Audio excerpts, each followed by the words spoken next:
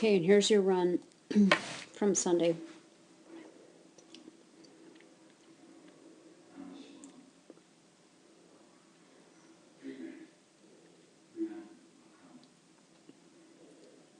You have a pretty good little routine, but I think you need to back up, work on backing up. So you can have a little bit more of it. I mean, just like 1 or 2 steps of a lead out. And you're going to have to stare at her and yell at her the whole time. Keep her attention. Oh, I see why she went into the chute.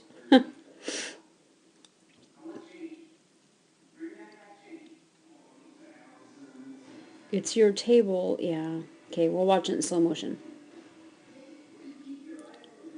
She went into the chute because you were not moving towards the table. And you had your outside arm up, which sort of naturally cues a turn on the flat. So her going into the chute was absolutely what she should have done there. So when you take her leash off, like, be on the other side. Be on the side that you want to lead out. Because as soon as you lose physical contact with her, that's when she breaks her sort of mental contact. And see, she's looking at you. But see, you see when it changed? So here she's looking at you. She's looking at you. And I don't know if maybe you flicked your eyes away to see where you were stepping. But see, now she's not looking at you. Make her look at you. So in this case, I would have your left arm up. And just what you're doing, staring right at her, but with your left arm up. You know, kind of like a turning cue. Like, hey, pay attention to me. And if she's not paying attention, then stop and get her attention and say, hey.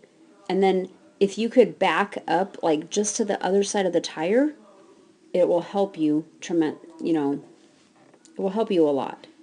In this case, it was fine, but it wasn't fine because she gets ahead of you and you're so far behind.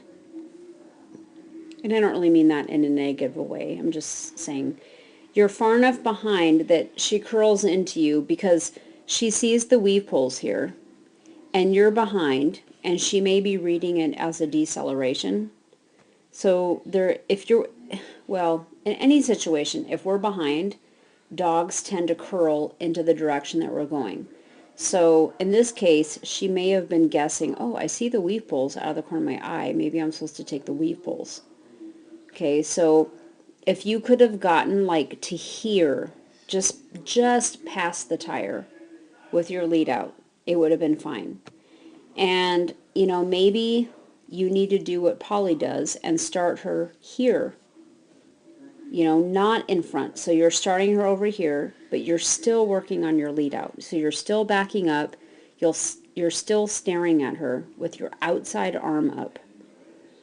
But when she does go, her path is going to be more like this instead of just, a straight shot. So it'll give you like a split second more time, if that makes sense.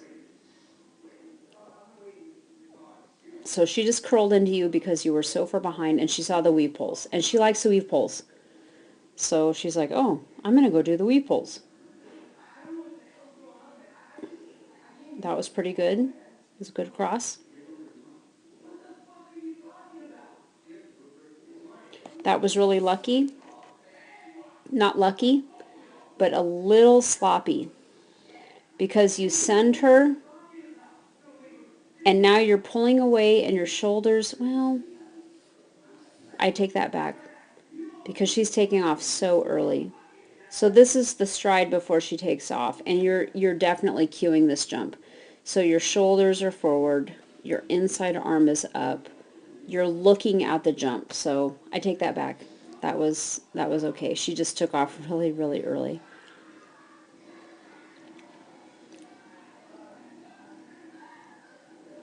You work this contact pretty good. Now here, okay, so I'm not sure what your contact criteria is. If you're wanting her to lay down or sit or something, then make her do it. I mean, she was pretty much almost stopped right here, and you were stopped. So if you want her to sit or lay down, then make her do it, okay? The reason she took the chute is because, watch yourself.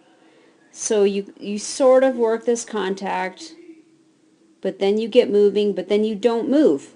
You take 3, 4 steps, and then you stop. So what is the dog going to do?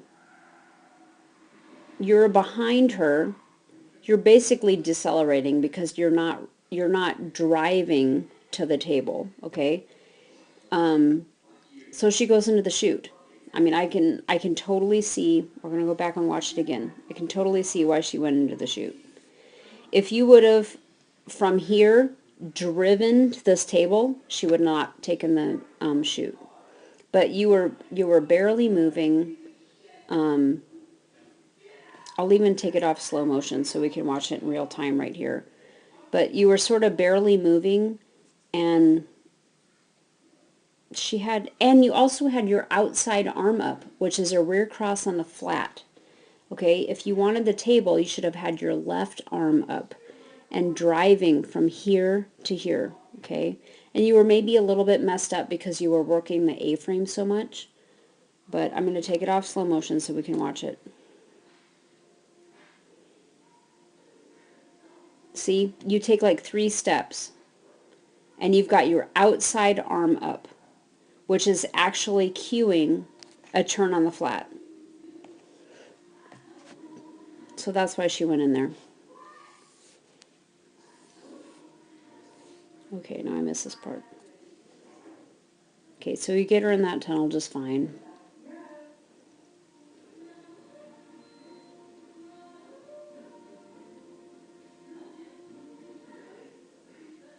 I think this part was all fine. And you keep moving down here, which is good. You're ahead of her. You work that. That was good. And you really worked it. That was good. That's what you should have done on the A-frame. And you cue here. Nice. And you get ahead of her. It was nice. It was nice. So I remember you saying that Lily went into the chute too. I didn't film Lily, so I don't know what you were doing.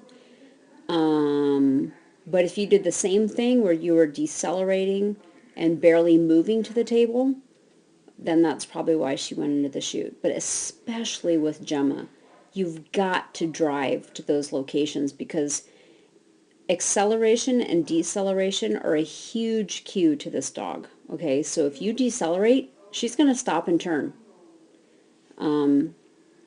So keep that in mind. Like, you know you're supposed to go to the table, but she doesn't know that. So you need to drive to the table.